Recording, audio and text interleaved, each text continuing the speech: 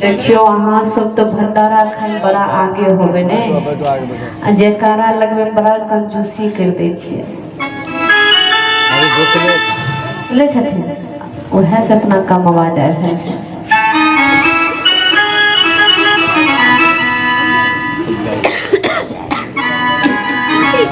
तो ये शुभ्रू कबीर साहब अपनी भजन की आवाज जब तेज करते हैं तो बेस्याओं के कोठे पर जो ग्राहक थे उनके कान तक वो भजन की आवाज जाती है। अब सारे ग्राहक मन में सोचते हैं कि कबीर साहब अपने कुटिया में भजन करते हैं, लेकिन हम सभी तो इस कोठे पर गंदे गंदे काम करते हैं, गंदे गंदे शब्द बोलते हैं और धन भी जाता है, धर्म भी जाता है, कुछ भी नहीं बच पाता। आज से इस कुटिया पर जाना छोड़ करके, इस कोठे पर जाना छोड़ करके कबीर साहब की कुटिया में भजन सुनने जाए। अब धीरे धीरे सारे ग्राहक भजन की आवाज सुन करके और कबीर साहब के कुटिया में आना शुरू कर दिए। और फिर भी कबीर साहब अपने भजन को कभी बंद नहीं करते, नित्य दिन सत्संग अपने कुटिया में करते हैं। लेकिन धीरे धीरे जब सब ग्राहक कुटिया में आना शुरू कर दिए तो बेस्या के कोठे पर ग्राहक की कमी होने लगी। अब बेस्या मन में विचार करती है कि आज कई दिनों से एक भी ग्राहक नहीं आता, बात क्या है, जरा मैं भी गांव में जाकर के पता करती हूँ। अब बेस्या गांव में घूम करके, टोली में घूम करके पता कर रही है कि मेरा सारा ग्राहक कहाँ चला गया, क्यों नहीं मेरे कोठे पर आता है। अब बेस्या जो घूम कर टहल करके पता करती है तो पता चला कि अब सारे ग्राहक कबीर साहब की कुटिया में भजन करने जाते हैं। बेस्या को क्रोध हुआ, ग्लानि हुई। बेस्या मन में सोचती है कि अगर मेरा सारा ग्राहक कबीर के कुटिया में जाना शुरू कर दिया है तो मेरा जीवन कैसे चलेगा। इसके लिए तो कुछ ना कुछ उपाय लगाना पड़ेगा। बेस्या जाकर के सारे गांव के लोगों को कहती है, सारे मोहल्ले को लोग को प्रचारती है, कहती है कि सुनो, ये कबीर कोई जादूगर है। वो सारे लोग आश्चर्य में पड़ गए कि कबीर साहब तो अपने कुटिया में भजन करते हैं। बेस्या दौड़ करके कबीर साहब की कुटिया में पहुंच गई और कबीर साहब से कहती हैं कि ऐ जादूगर कबीर, तूने कैसा जादू किया, मेरे सारे ग्राहक तुम्हारे कुटिया में जमा शुरू कर दिया।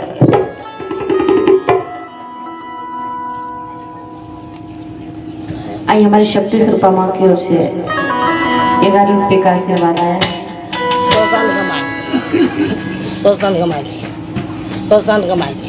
आई हमारी मैया जी हैं शोषण कुमार की माता जी, भाई इनके सदस्य इस 17 रुपये का आशीर्वाद आया है। तो ये माँ के चरणों मेरी ओर से शाह पंथ की सदगुरु इनके परिवार को सदा कल्याण करे, बहुत बहुत साधुवाद इनके परिवार को। अब वेश्या कहते हैं कि ऐ जादूगर कबीर, तूने कैसा जादू किया जो मेरा सारा ग्राहक तुम्हारे कुटिया में जाना शुरू कर दिया। अब तू ही बता कि मेरा जीवन कैसे चलेगा। मैं ये तन मन बेच करके और अपना जीवन चला रही थी।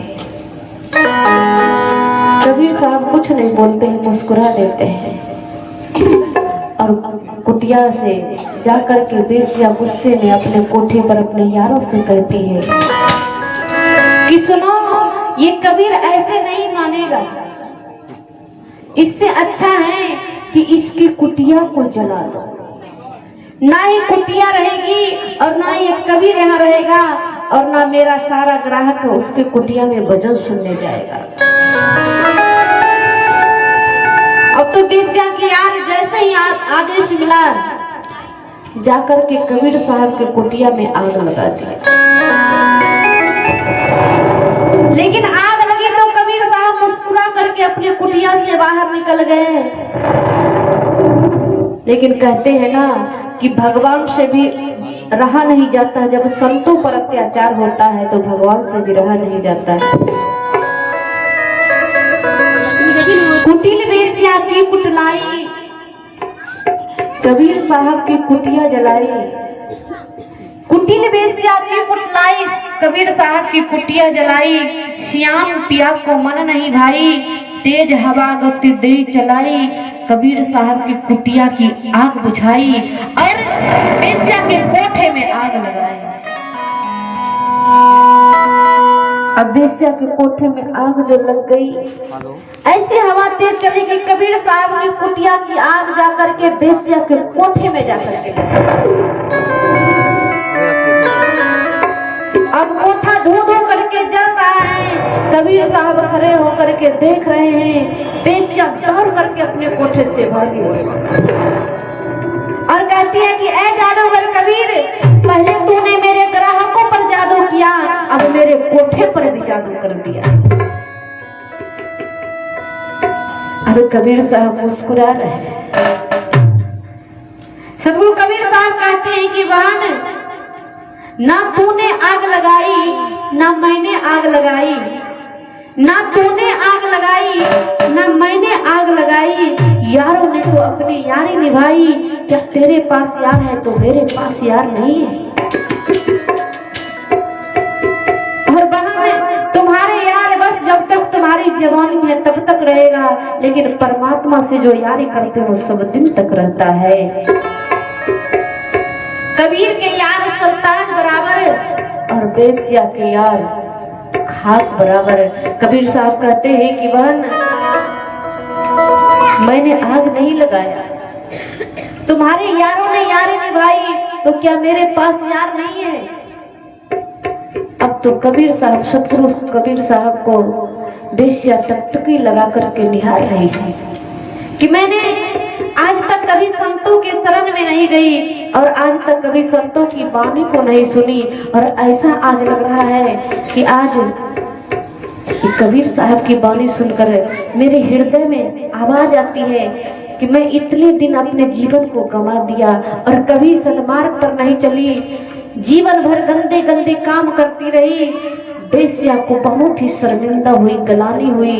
वेश्या जा करके सदगुरु कबीर साहब के चरण में जा करके गिर जाती है और कहती है कि हे सदगुरु, मैंने सारा जीवन यूं ही गंवा दिया, कभी अच्छे काम नहीं किया है। सदगुरु मुझे आप शरण में लगा लीजिए। आप जैसे सत्य को मैं जीवन भर सताती रही, लेकिन मैंने संत के मर्म को कभी समझा नहीं।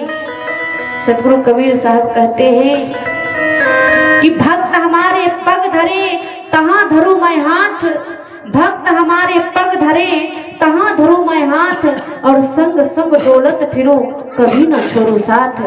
जहां हमारे भक्त हमारे लिए पग धरते हैं, अपना पांव रखते हैं, वहां मैं अपना हथेली रख देता हूँ।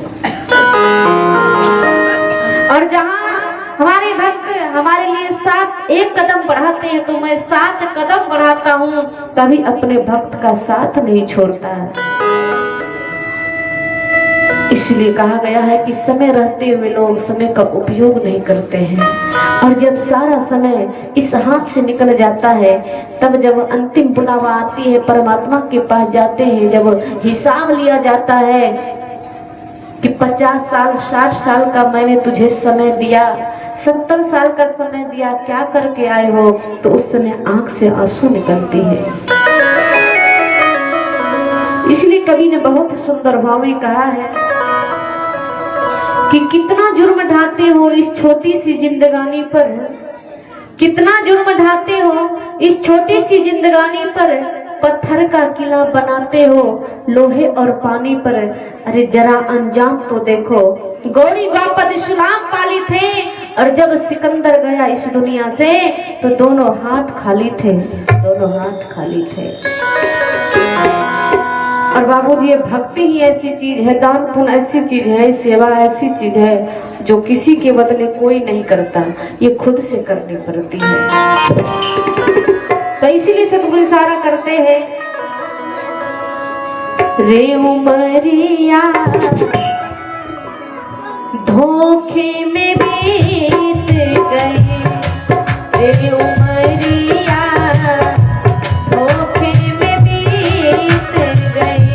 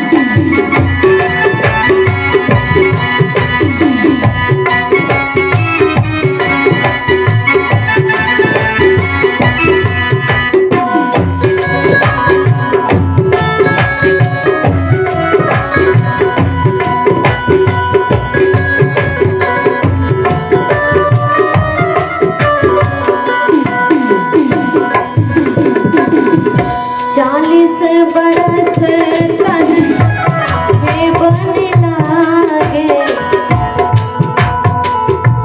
माया मोह भये।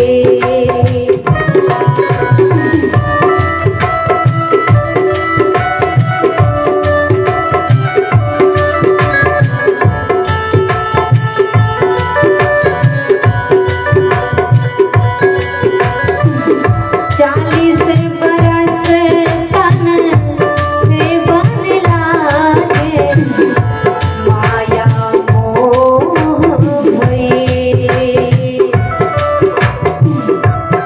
कहते हैं कि 40 वर्ष जब होता है तो कहते हैं कि पोता पोती खूब खिला लेंगे ना।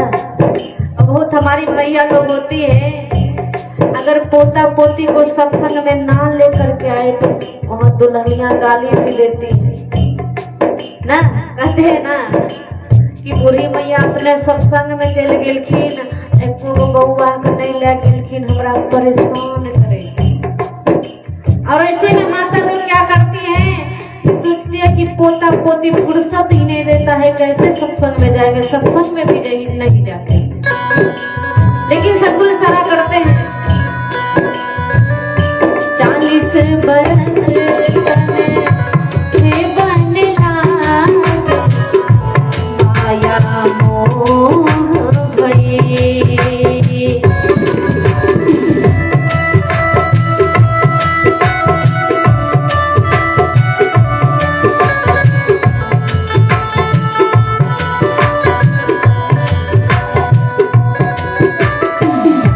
धन दौलतिया रे पुत्र के कारण, धन दौलतिया रे पुत्र के कारण, जिंदगी में शौक भई रे उमरिया धोखे में बीत गई रे उमरिया धोखे में बीत गई।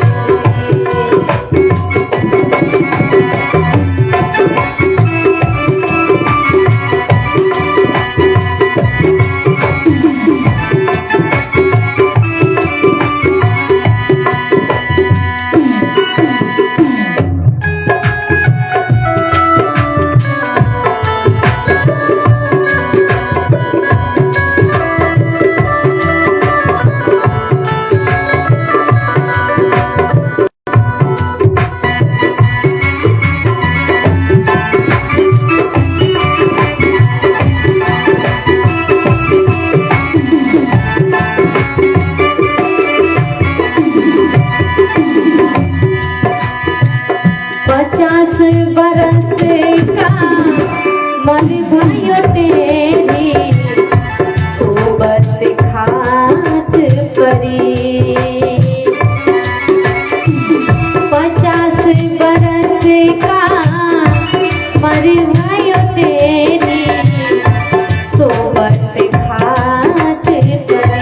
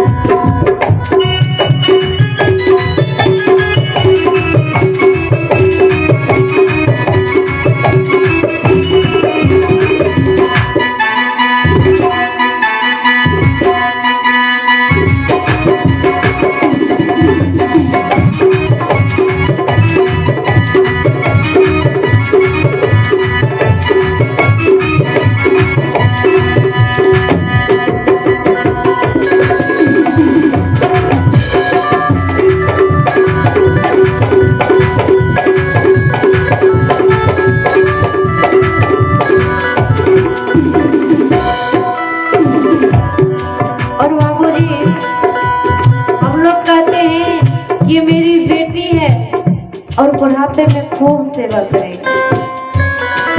ये बेटा है, जब बुढ़ापा आएगी तो खूब सेवा करेगा, लेकिन जैसे ही बुढ़ापा आती है तो सभी पराये हो जाते हैं। और जैसे पड़ोसी सुनकर के अनसुना कर देते हैं ना, वैसे बेटा भी सुनकर अनसुना कर देता है। और फिर क्या होता है, सदगुरु कहते हैं ये हार मांस की पेटी चाम में लपेटी, एक बना बेटा तो एक बनी बेटी। ये हार मांस का ही शरीर है, सिर्फ ये चमड़े से ढक दिया गया है। तो कहते हैं कि मेरा शरीर इतना सुंदर है, मेरा चेहरा इतना सुंदर है, लेकिन ये शरीर जिधर से भी अगर देखा जाए तो गंदगियों से भरा हुआ है। फिर भी हम लोग अहंकार करते हैं कि मैं इतनी सुंदर हूँ, मैं इतना विद्वान हूँ, इतना गुणवान हूँ, लेकिन सब कुछ ये गंदगी से भरा हुआ, सिर्फ एक चमड़े से ढक दिया है। तो कहते हैं कि मेरा बेटा है, ये मेरी बेटी है, ये मेरी माँ है। लेकिन सदगुरु इशारा करते हैं और क्या कहते हैं, 60 बरस तन के भी बाल सफेद हुए।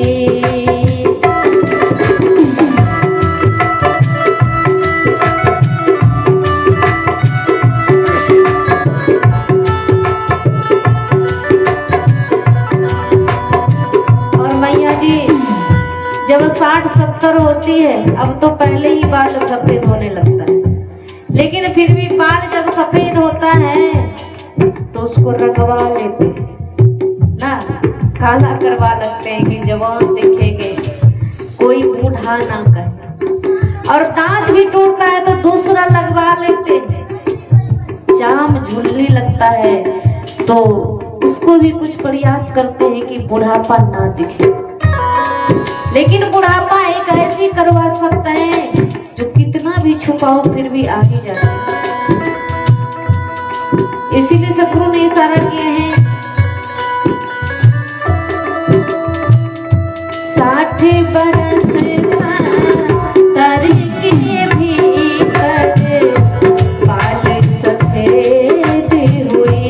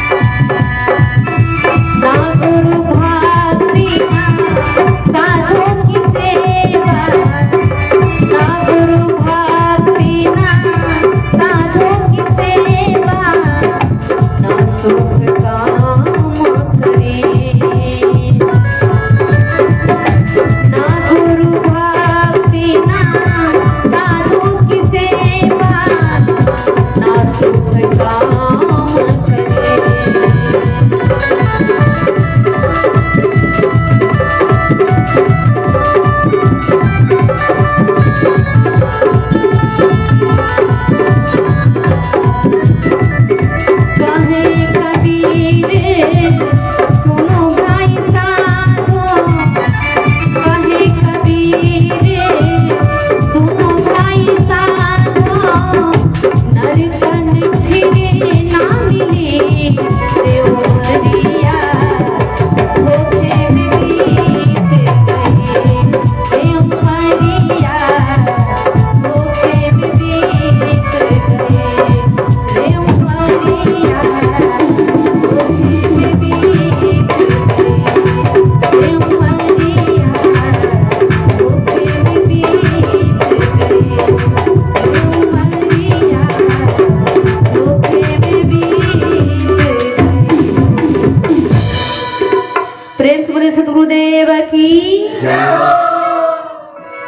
देखिए आगे में तो ठीक ठाक है और उधर जो पीछे हमारे संत भगवान बैठे हैं, सोचते इधर तो अंधेरा में दिखाई पड़ता नहीं है, क्यों जयकारा लगाए।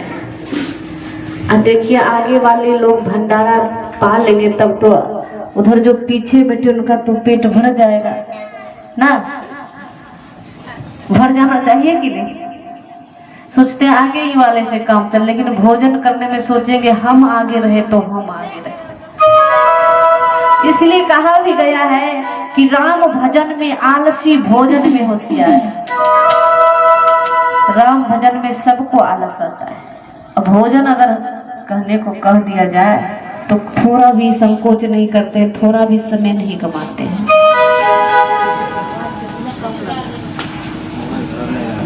पूरा कम लगता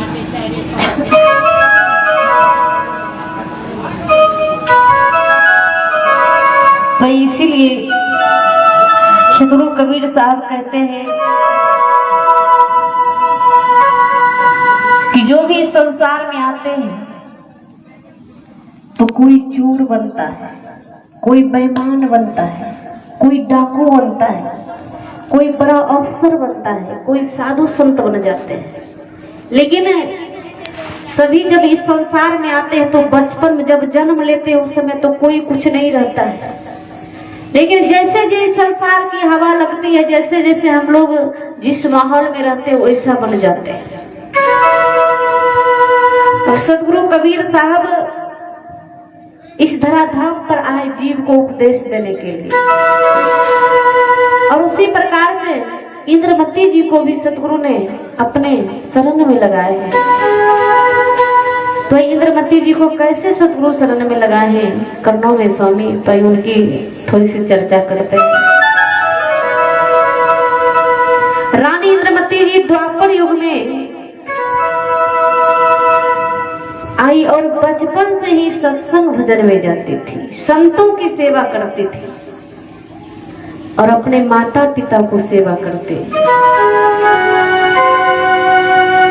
एक बार जब इंद्रमती जी सत्संग जब जा रही थी तो अपने 2-4 सखी सहेली को साथ में ले लिया, क्योंकि हम लोग भी जाते हैं कहीं तो अपने पड़ोसन को अपने घर में किसी को साथ में ले जाते हैं कि चलिए सत्संग सुनने जाते हैं। और इससे होता क्या है कि हमारे माध्यम से जो हमारे साथ कोई अच्छे काम करने जाते हैं तो 2 गुना फल मिल जाता है। अब इंद्रमती जी अपने सखियों के साथ सत्संग में जाती और नित्य सत्संग में जाती, संतों की सेवा करती थी। और इंद्रमती जी एक गुरु भी बना लिया। लेकिन गुरु ने बताया कि हे इंद्रमती, जब तू पूजा पाठ करोगी, एकादशी व्रत करोगी और नित्य दिन एक संत को भोजन खिलाओगी तो तू रानी बन जाओगी। अब इंद्रमती जी मन में सोचती है कि एक ही साधु को भोजन खिलाना है तो क्यों ना नित्य दिन एक साधु को भोजन करा के फिर मैं खुद भोजन करूंगी। अब इंद्रमती जी प्रतिज्ञा ठान लिया कि जब तक एक संत को भोजन नहीं खिलाऊंगी तब तक खुद भी भोजन नहीं करूंगी, क्योंकि अगर मैं पहले भोजन कर लिया तो हो सकता है संत बाबा को भूल जाऊंगी, भोजन नहीं करा पाऊंगी। अब इंद्रमती जी यही याद बनाने के लिए जब तक एक संत को भोजन नहीं खिलाती तब तक खुद भी भोजन नहीं करती और अपने सखियों से कहती, हे बहिना चलो चलो सत्संग में हम जइबई है। हे बहिना चलो चलो सत्संग में हम जइबई है। गुरु से दर्शन करबई है।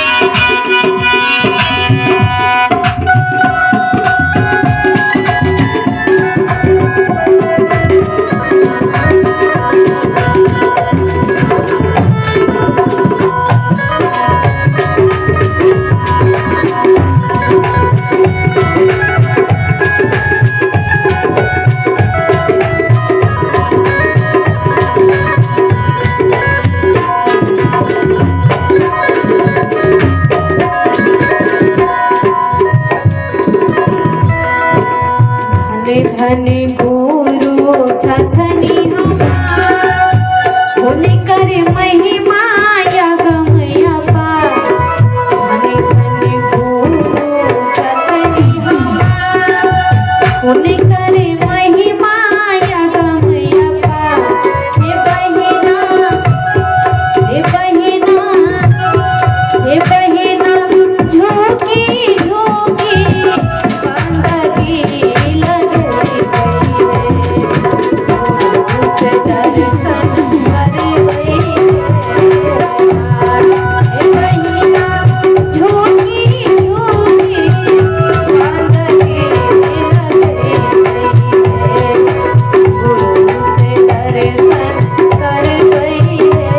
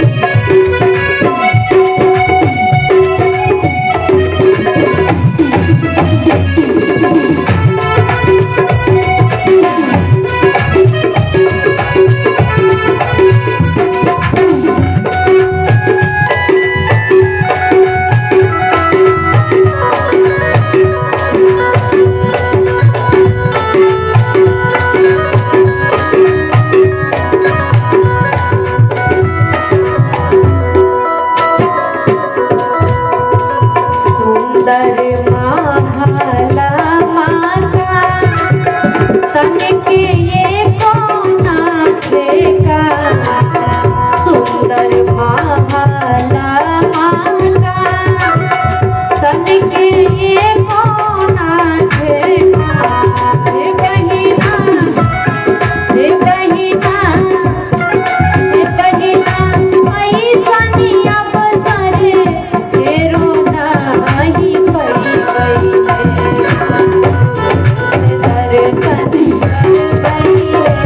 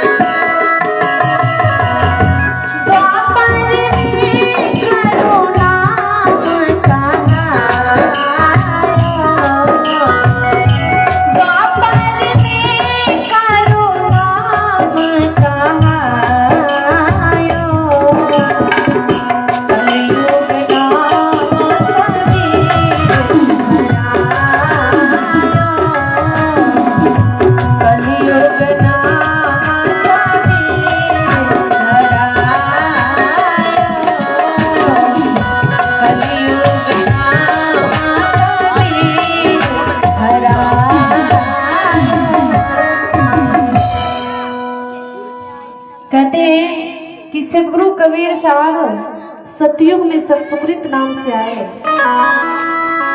और त्रेता में मुनिंद्र नाम से आए, द्वापर में कर्णवे नाम से आए और उसी प्रकार से ये कलयुग कलिकाल में सतगुरु कबीर साहब कबीर के नाम से आए हैं और धनी धर्मदास जी को चिताए हैं।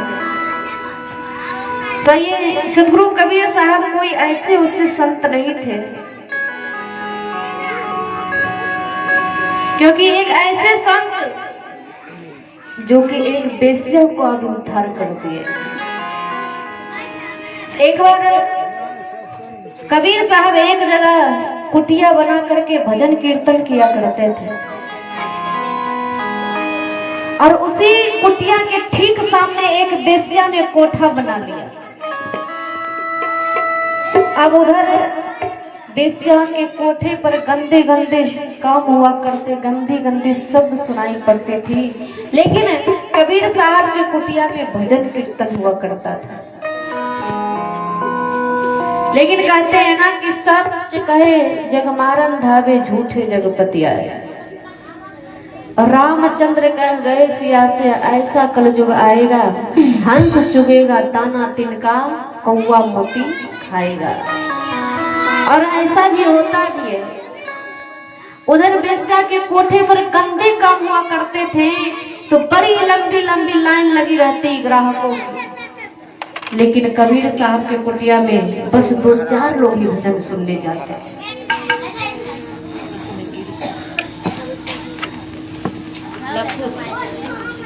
इधर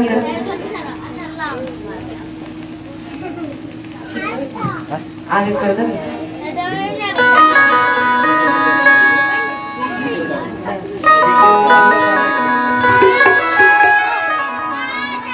अब सतगुरु कबीर साहब के कुटिया में जो भजन होती थी तो 2-4 लोग ही जाते।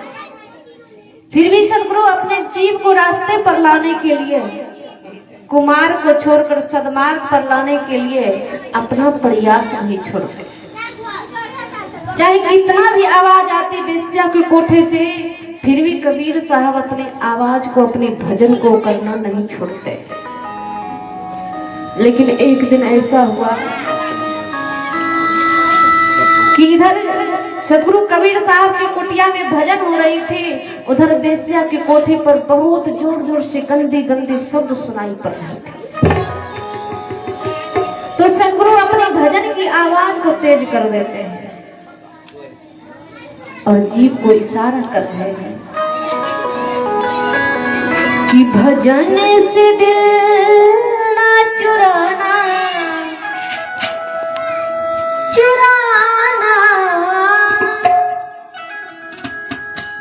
हमारे माँ की ओर से 10 रुपए का आशीर्वाद आया, एक और मैया की ओर से 11 रुपए का आशीर्वाद आया। साहब कि भजन से दिल ना चुराना, कि हैरान जिंदगी का कौन सिखाना, कि हैरान जिंदगी का कौन सिखाना।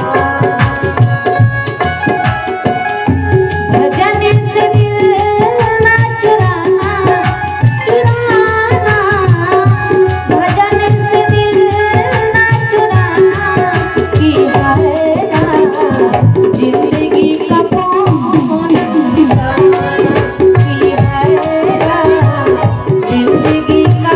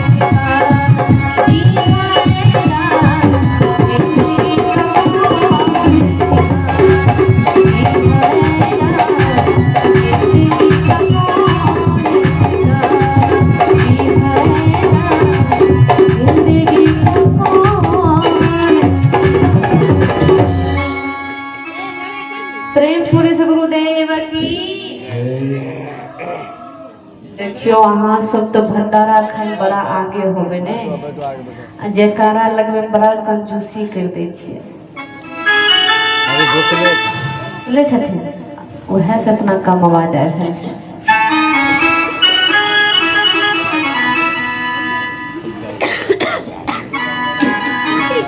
तो ये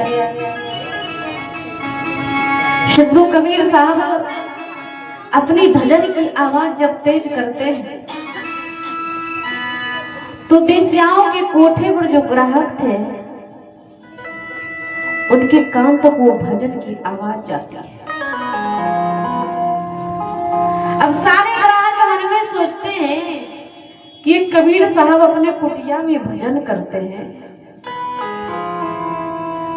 लेकिन हम सभी तो इस कोठे पर गंदे गंदे काम करते हैं, गंदे गंदे शब्द बोलते हैं और धन भी जाता है, धर्म भी जाता है, कुछ भी नहीं बच पाता। आज से इस कुटिया पर जाना छोड़ करके, इस कोठे पर जाना छोड़ करके कबीर साहब की कुटिया में भजन सुनने जाए। अब धीरे धीरे सारे ग्राहक भजन की आवाज सुन करके और कबीर साहब के कुटिया में आना शुरू कर दिए। और फिर भी कबीर साहब अपने भजन को कभी बंद नहीं करते, नित्य दिन सत्संग अपने कुटिया में करते। लेकिन धीरे धीरे जब सब ग्राहक कुटिया में आना शुरू कर दिए तो बेस्या के कोठे पर ग्राहक की कमी होने लगी। अब बेस्या मन में विचार करती है कि आज कई दिनों से एक भी ग्राहक नहीं आता, बात क्या है, जरा मैं भी गांव में जाकर के पता करती हूँ। अब बेस्या गांव में घूम करके, टोली में घूम करके पता कर रही है कि मेरा सारा ग्राहक कहाँ चला गया, क्यों नहीं मेरे कोठे पर आता है। अब बेस्या जो घूम कर टहल करके पता करती है तो पता चला कि अब सारे ग्राहक कबीर साहब की कुटिया में भजन करने जाते हैं। बेस्या को क्रोध हुआ, ग्लानि हुई। बेस्या मन में सोचती है कि अगर मेरा सारा ग्राहक कबीर के कुटिया में जाना शुरू कर दिया है तो मेरा जीवन कैसे चलेगा। इसके लिए तो कुछ ना कुछ उपाय लगाना पड़ेगा। बेस्या जाकर के सारे गांव के लोगों को कहती है, सारे मोहल्ले को लोग को प्रचारती है, कहती है कि सुनो, ये कबीर कोई जादूगर है। अब सारे लोग आश्चर्य में पड़ गए कि कबीर साहब तो अपने कुटिया में भजन करते हैं। बेस्या दौड़ करके कबीर साहब की कुटिया में पहुंच गई और कबीर साहब से कहती है कि ऐ जादूगर कबीर, तूने कैसा जादू किया, मेरे सारे ग्राहक तुम्हारे कुटिया में जाना शुरू कर दिया।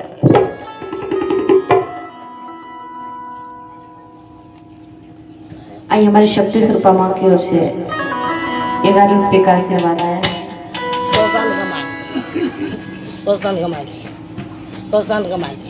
आइए हमारी मैया जी हैं शोषण कुमार की माता जी, भाई इनके सदस्य इस 17 रुपये का आशीर्वाद आया है। तो ये माँ के चरणों मेरी ओर से शाह पंथ की सदगुरु इनके परिवार को सदा कल्याण करे, बहुत बहुत साधुवाद इनके परिवार को। अब बेस्या कहते हैं कि ऐ जादूगर कबीर, तूने कैसा जादू किया जो मेरा सारा ग्राहक तुम्हारे कुटिया में जाना शुरू कर दिया। अब तू ही बता कि मेरा जीवन कैसे चलेगा। मैं ये तन मन बेच करके और अपना जीवन चला रही थी।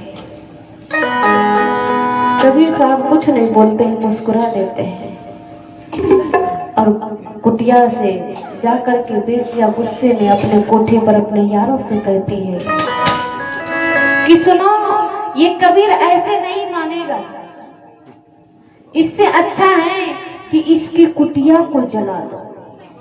ना ही कुटिया रहेगी और ना ही कबीर यहाँ रहेगा और ना मेरा सारा ग्राहक उसके कुटिया में भजन सुनने जाएगा।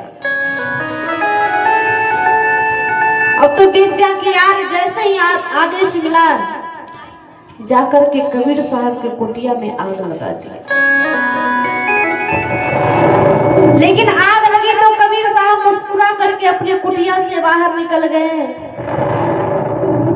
लेकिन कहते हैं ना कि भगवान से भी रहा नहीं जाता, जब संतों पर अत्याचार होता है तो भगवान से भी रहा नहीं जाता है।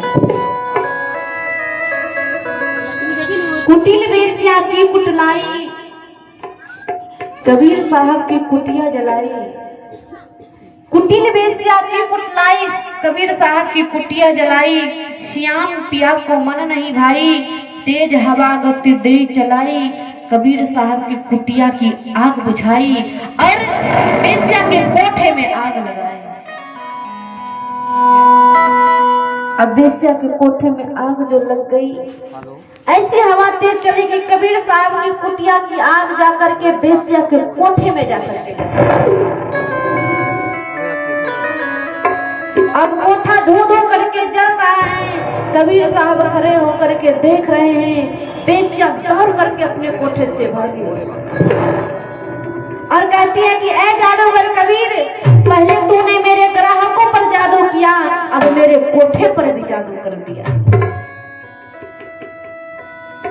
अब कबीर साहब मुस्कुरा रहे हैं। सदगुरु कबीर साहब कहते हैं कि बहन, ना तूने आग लगाई ना मैंने आग लगाई, ना तूने आग लगाई ना मैंने आग लगाई। यारों ने तो अपनी यारी निभाई, क्या तेरे पास यार है तो मेरे पास यार नहीं है। और बहन, तुम्हारे यार बस जब तक तुम्हारी जवानी है तब तक रहेगा, लेकिन परमात्मा से जो यारी करते हो सब दिन तक रहता है। कबीर के यार सुल्तान बराबर और वेश्या के यार खास बराबर। कबीर साहब कहते हैं कि बहन, मैंने आग नहीं लगाया, तुम्हारे यारों ने यारी निभाई, तो क्या मेरे पास यार नहीं है।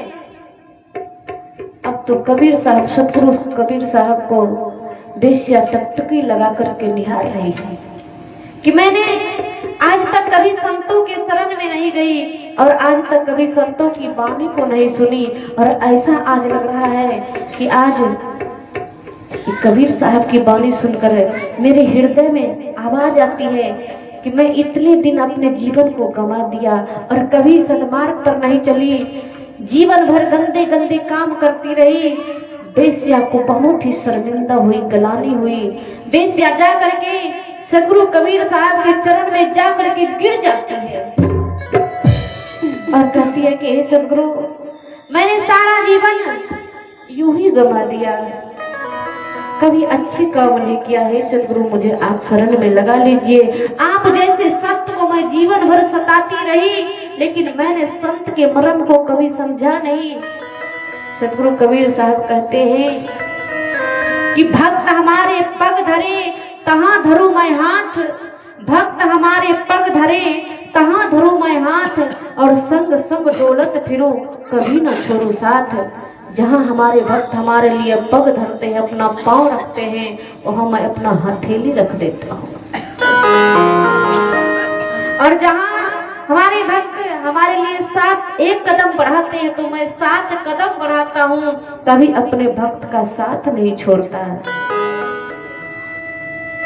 इसलिए कहा गया है कि समय रहते हुए लोग समय का उपयोग नहीं करते हैं, और जब सारा समय इस हाथ से निकल जाता है, तब जब अंतिम बुलावा आती है, परमात्मा के पास जाते हैं, जब हिसाब लिया जाता है कि 50 साल 60 साल का मैंने तुझे समय दिया, 70 साल का समय दिया, क्या करके आए हो, तो उस समय आंख से आंसू निकलती है।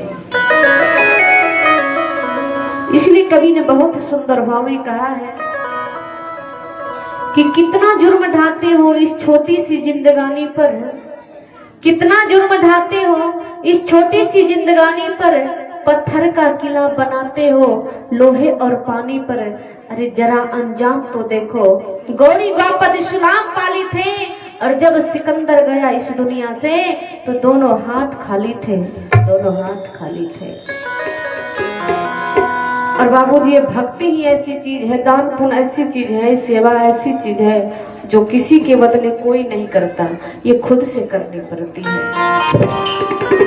तो इसीलिए सतगुरु इशारा करते हैं, रे उमरिया धोखे में बीत गए रे उमरिया, धोखे में बीत गए।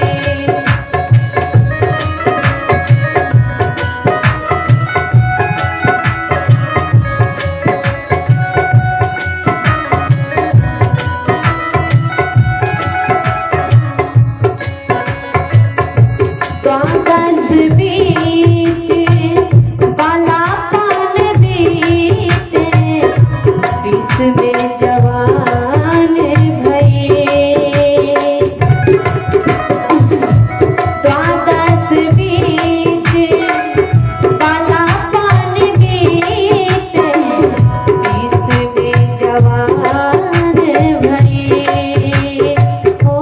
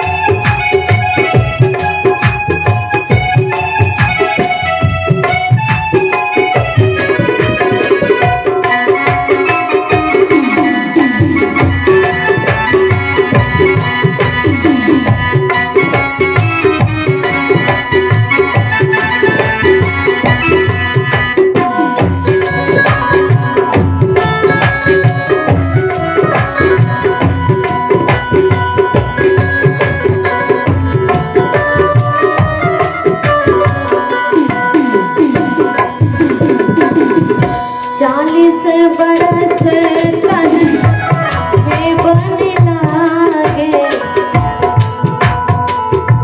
माया मोह भये।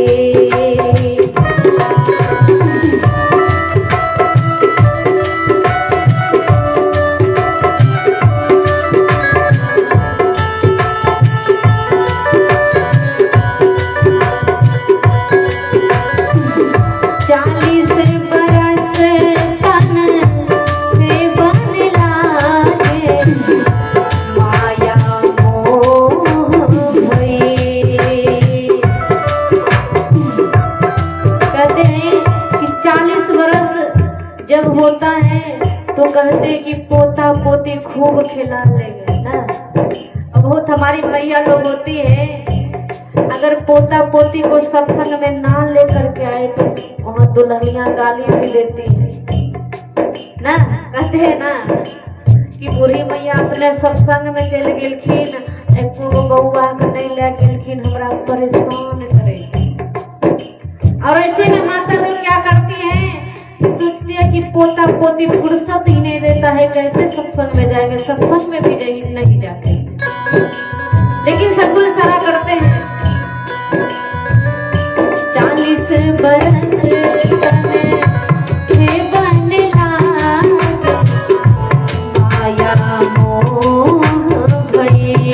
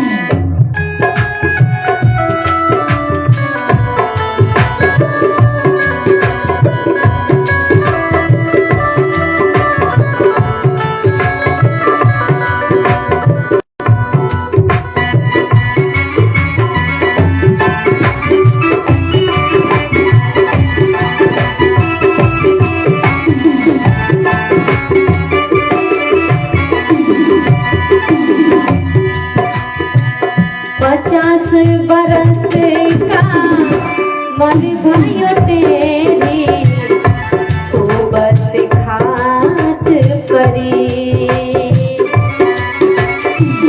50 बरस का मन भयो तेरी सोबत खात परी।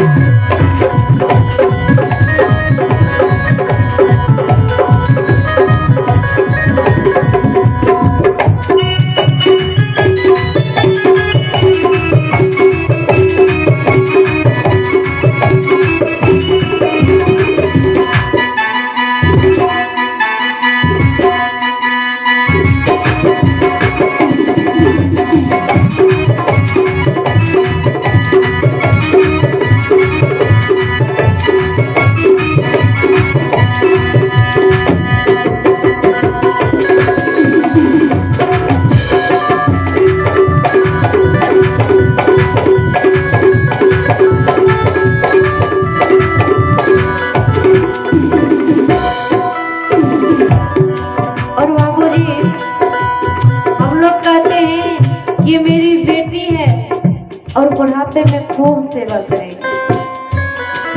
ये बेटा है, जब बुढ़ापा आएगी तो खूब सेवा करेगा, लेकिन जैसे ही बुढ़ापा आती है तो सभी पराये हो जाते हैं।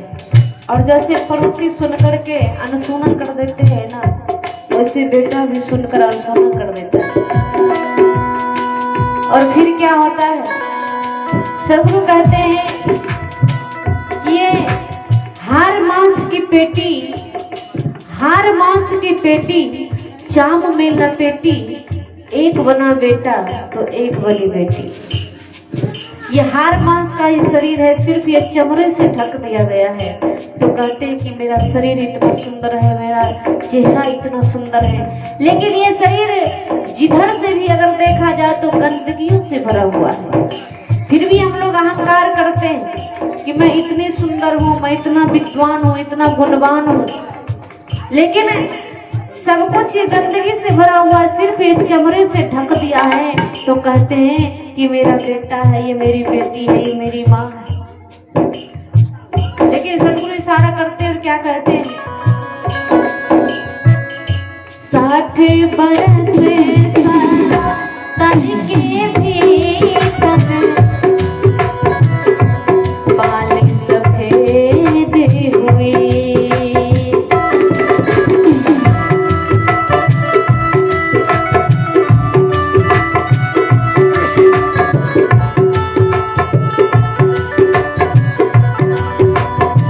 और मैया जी जब 60-70 होती है, अब तो पहले ही बाल सफेद होने लगता है, लेकिन फिर भी बाल जब सफेद होता है तो उसको रंगवा लेते हैं ना, काला करवा लगते हैं कि जवान दिखेंगे, कोई बूढ़ा ना कहे।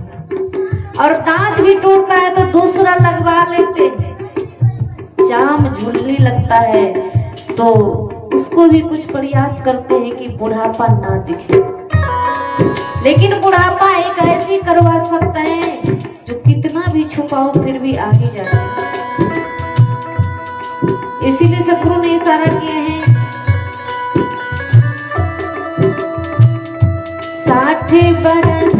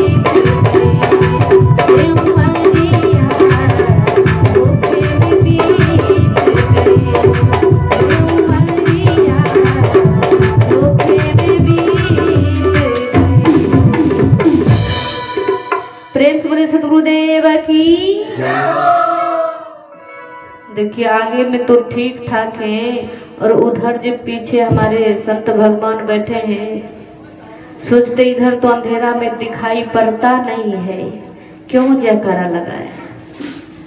और देखिए आगे वाले लोग भंडारा पा लेंगे तब तो उधर जो पीछे बैठे उनका तो पेट भर जाएगा ना, भर जाना चाहिए कि नहीं।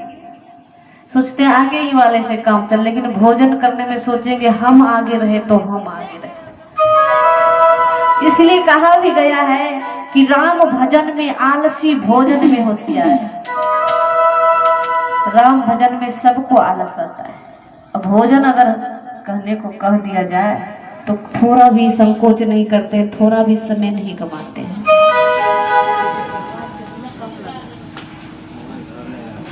पूरा कम लगता है।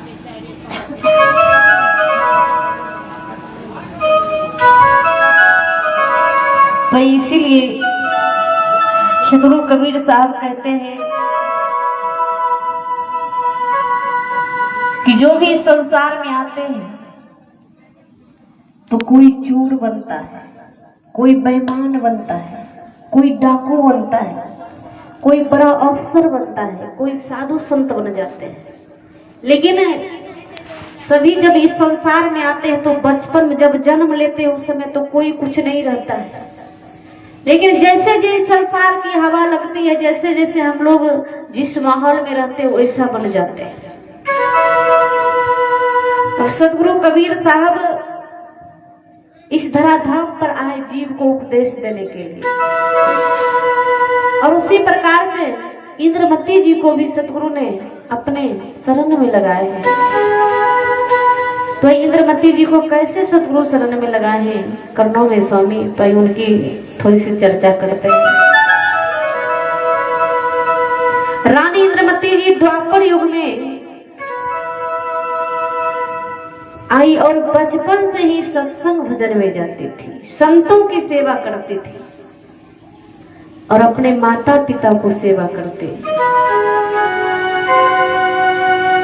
एक बार जब इंद्रमती जी सत्संग जब जा रहे थे तो अपने 2-4 सखी सहेली को साथ में ले लिया, क्योंकि हम लोग भी जाते हैं कहीं तो अपने पड़ोसन को, अपने घर में किसी को साथ में ले जाते हैं कि चलिए सत्संग सुनने जाते हैं।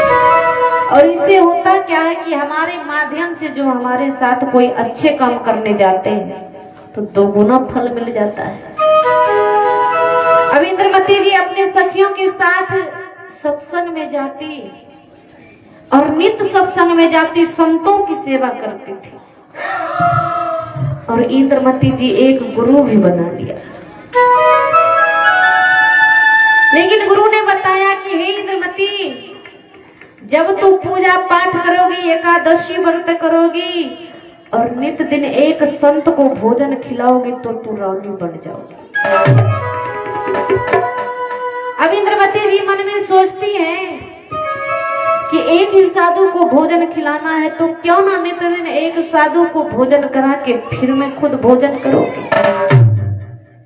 अब इंद्रमती जी प्रतिज्ञा ठान लिया कि जब तक एक संत को भोजन नहीं खिलाऊंगी तब तक खुद भी भोजन नहीं करूंगी, क्योंकि अगर मैं पहले भोजन कर लिया तो हो सकता है संत बाबा को भूल जाऊंगी, भोजन नहीं करा पाऊंगी। अब इंद्रमती जी यही याद बनाने के लिए जब तक एक संत को भोजन नहीं खिलाती तब तक खुद भी भोजन नहीं करती और अपने सखियों से कहती, हे बहिना चलो चलो सत्संग में हम जइबई है। हे बहिना चलो चलो सत्संग में हम जइबई है। गुरु से दर्शन करबई है।